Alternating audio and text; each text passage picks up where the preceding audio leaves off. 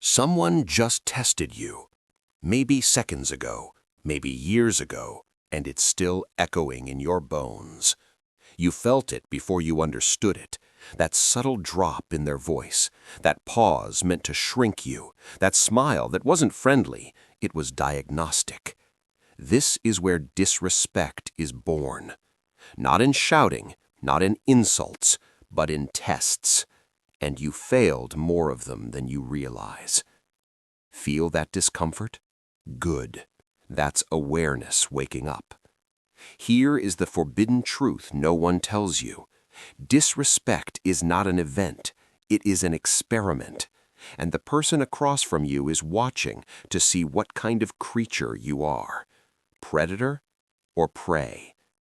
Nietzsche warned you about this without mercy. He called it the will to power, the silent biological drive to rank, dominate, and assess. Every human interaction is a hierarchy negotiation disguised as politeness. Every single one. The subtle provoker knows this. They don't attack, they probe. A dismissive joke, talking over you, ignoring your contribution, then stealing it moments later. A raised eyebrow, a sigh, nothing obvious, nothing you can prove.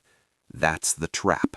Because the moment you explain, justify, or emotionally react, you've already lost.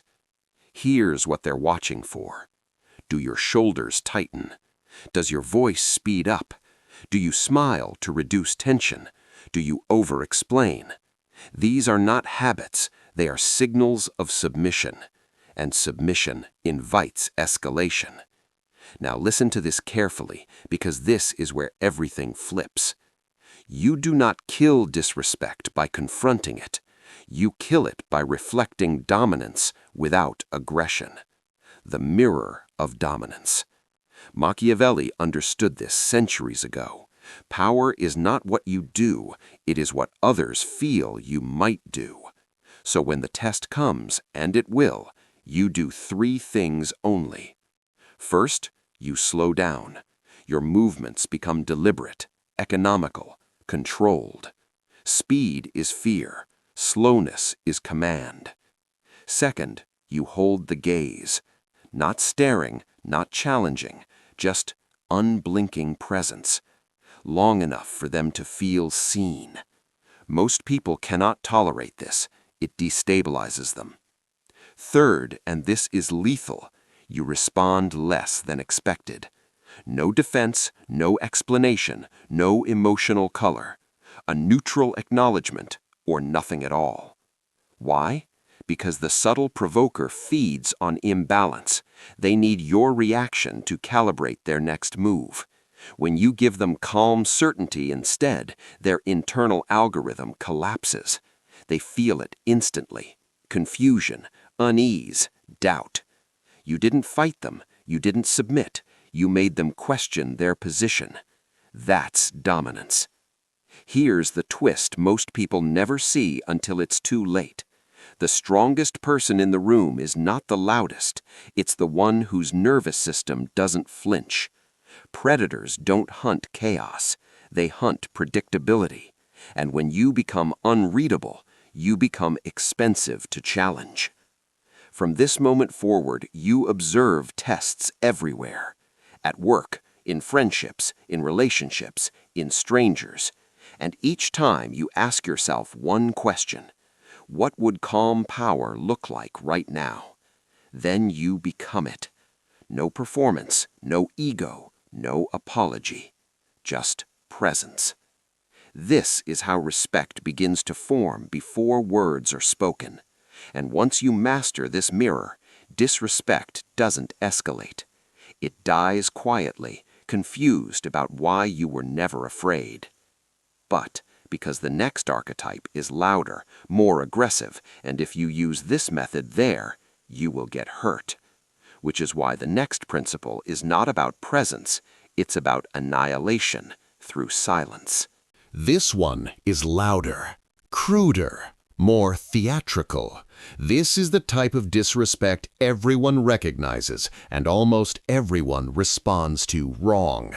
A raised voice, public humiliation, mockery meant to wound, not test. The loud disrespecter doesn't want hierarchy, they want blood. Not yours physically, your emotional blood, your embarrassment, your anger, your loss of control. And the moment you react the way they expect, they win. Here's the truth that feels backwards, almost immoral. Aggression feeds on engagement. Silence starves it.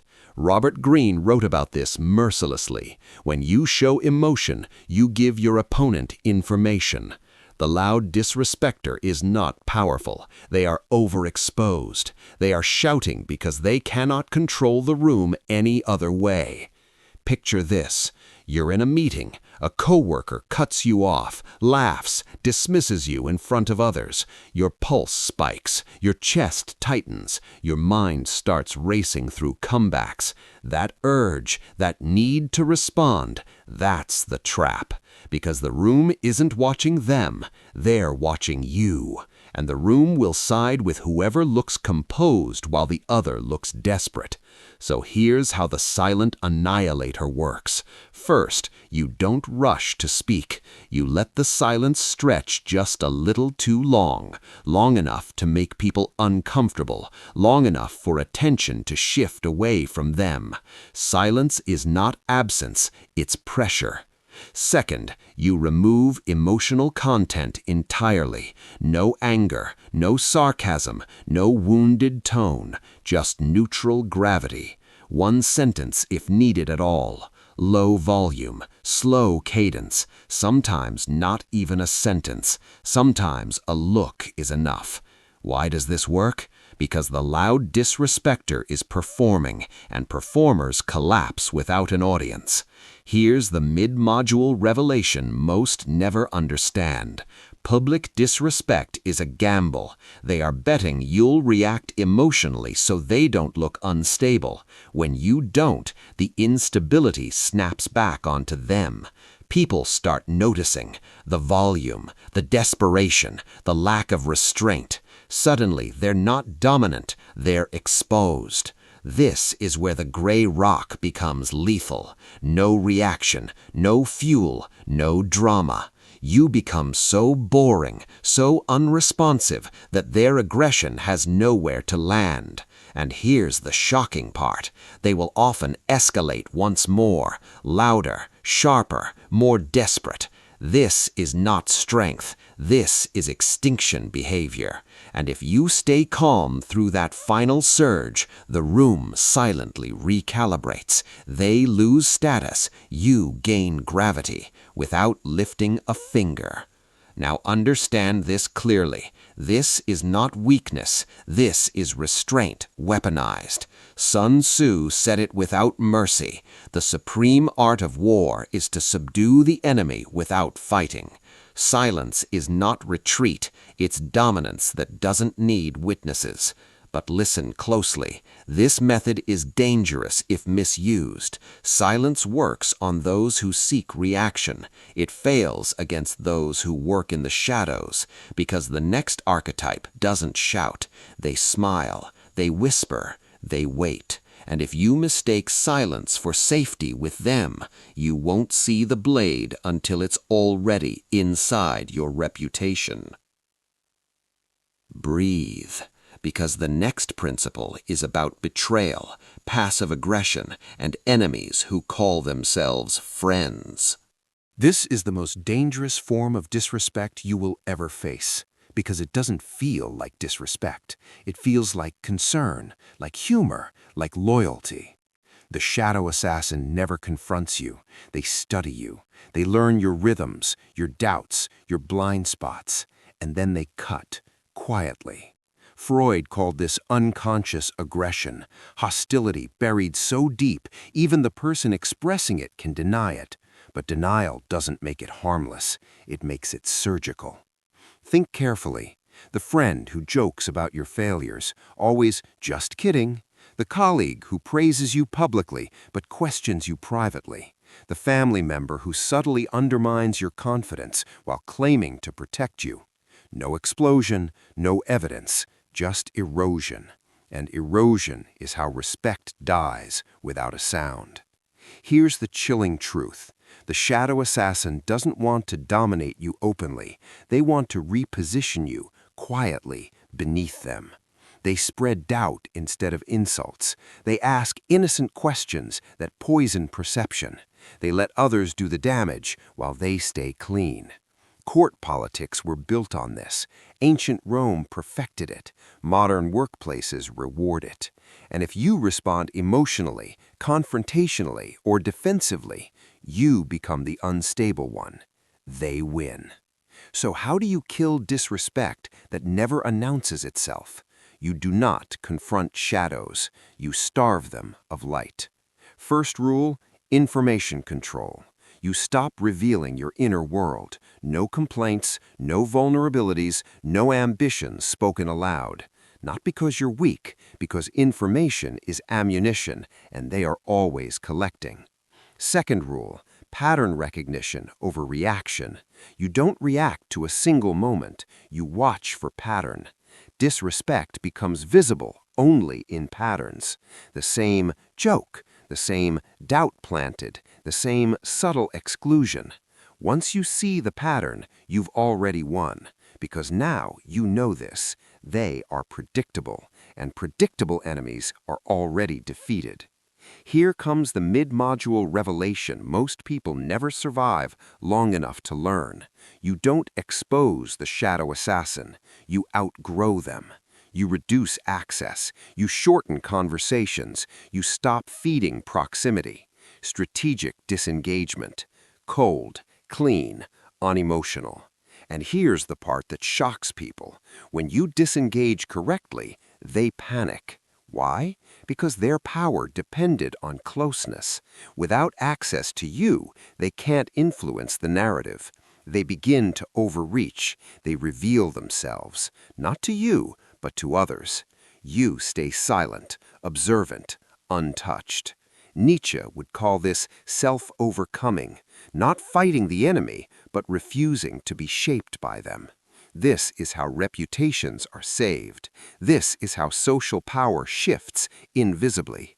And once you master this, you stop being an easy target. You become a liability to manipulate.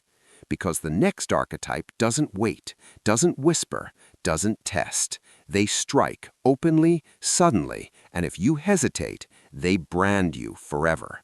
The next principle is about seconds, and in those seconds, respect is either claimed or buried alive.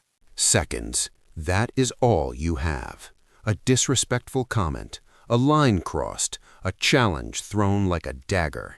And if you don't strike back immediately, not with violence, but with precision, you will feel the echo of that disrespect for the rest of your life. The Instant Corrector archetype is brutal because it demands clarity under fire. No testing, no subtlety, just action. Military strategists call this reaction time dominance. The faster you neutralize a threat, the less it exists. The slower you are, the more it metastasizes. Picture this. Someone cuts in line. A coworker undermines you mid-meeting. A stranger encroaches on your personal space. Your pulse rises. Your instincts scream fight or flight. This is the predator-prey moment, and there is no rehearsal. Here's the first lethal truth. Delay is permission. Every millisecond you hesitate tells the world you are contestable. So what do? Step 1, immediate assertion of presence. Your posture sharpens, your gaze locks, your voice slow, low, precise, cuts through the tension. Step 2, command the space with a micro-action. One sentence, one word, one gesture. No over-explaining, no anger, just ownership. Example, someone interrupts you mid-sentence. You stop, you look them in the eye. Then, excuse me, I was speaking. That's it. The room absorbs it. The disrespect evaporates. Step 3, close the loop instantly. Do not allow repeat tests in that moment. Do not justify. Do not debate. Your presence has already corrected the imbalance. Here's the twist that shocks most people. This is not about confrontation. It's about asserting your boundaries so sharply the predator feels pain without touch. And the more subtle the threat, the more powerful this becomes. Micro delays, micro flinches, micro hesitations all signal weakness, all invite escalation. But a single precise assertion, it kills disrespect before it exists. And here's the final secret of this archetype. Those who underestimate you after one correction will never test you again, because in those few seconds, you've proven one immutable truth. You are not negotiable. You are not malleable. You are dangerous to anyone who seeks to diminish you. Breathe. Feel it, because the next archetype is subtle, relentless, and patient. They do not strike in moments, they erode over time. And if you don't recognize them, respect dies slowly, imperceptibly, until it is gone forever. Not all disrespect screams. Not all disrespect demands an immediate reaction. Some waits, patient, invisible, slowly grinding away at your confidence, at your reputation, at your very sense of reality. This is the long game manipulator, the chronic underminer, the one who poisons subtly over months, even years. Sun Tzu called this indirect attack, strike where the enemy least expects and where they cannot respond. This is psychological warfare in its purest form. Consider the office colleague who always undermines your contributions, but never openly. Or the family member who plants small doubts, questions, and rumors under the guise of care. Or the friend who forgets promises, slowly eroding trust until frustration becomes your default state. These assaults are surgical. They accumulate unnoticed. By the time you realize the damage, it feels unstoppable. Here's the forbidden truth. The long game manipulator does not need to confront you. They only need time and your inattention. And here's how most people fail. They respond emotionally to small attacks. They vent, complain, justify. They feed the pattern, and they make themselves predictable prey. The counterstrike is subtle, almost invisible, almost cruel. Step 1. Observe relentlessly. Track behavior patterns. Note repetition. Disrespect only becomes actionable when it reveals itself as predictable. Step 2. Control access and information. Stop revealing vulnerabilities. Stop offering explanations. Stop feeding their strategy. Step 3. Exploit predictability. Once you know the pattern, you can plan your response strategically. Your silence, your restraint, your selective engagement becomes a weapon. Here's the mid-module revelation few survive to understand. Patience is a weapon. Not responding instantly does not mean you are weak. It means you are calculating. You are the predator of time, and they are prey caught in a slow, invisible trap. And here's the final shocking truth. When the long game manipulator overreaches, when their subtle attacks finally misfire, it is you who strikes with precision, leaving them exposed before anyone else even notices. Months of erosion reversed in seconds, all because you recognized the pattern, all because you refused to feed it. This is how respect survives. This is how reputations are defended without public spectacle. This is how you dominate over time, not in a moment. Breathe, because now you understand the entire spectrum of disrespect. Subtle tests, loud challenges, hidden betrayal, immediate attacks, and slow, corrosive undermining. And if you master these 5 archetypes, you no longer need to fight. You no longer need to justify. You no longer need to beg for respect. Because it will bend to your presence, your silence, your timing, and your precision. There is one final truth, an ultimate revelation about human nature, power, and control that transcends all of these strategies. The one insight that ensures disrespect dies the instant it appears. Here is the cold, inescapable truth. Respect is not something you earn with words. Respect is a force field. A predator senses it instinctively. Disrespect dies the instant it encounters it. You cannot demand it. You cannot negotiate it. You can only project it. Everything you've mastered, the mirror of dominance, the silent annihilator, the shadow assassin, the instant corrector, the long game manipulator, was preparation. All of it is a rehearsal for this. Be so formidable, so precise, so unshakable that disrespect cannot survive in your presence. Think of it as a predator-prey equation. The weak flinch, the insecure lash out, the cautious withdraw, and the strong, like you, exist as a boundary no one dares cross. Here's the ritual of ultimate authority. Master your internal state. No reaction without calculation. No flinch without reason. Your emotions are weapons, not vulnerabilities.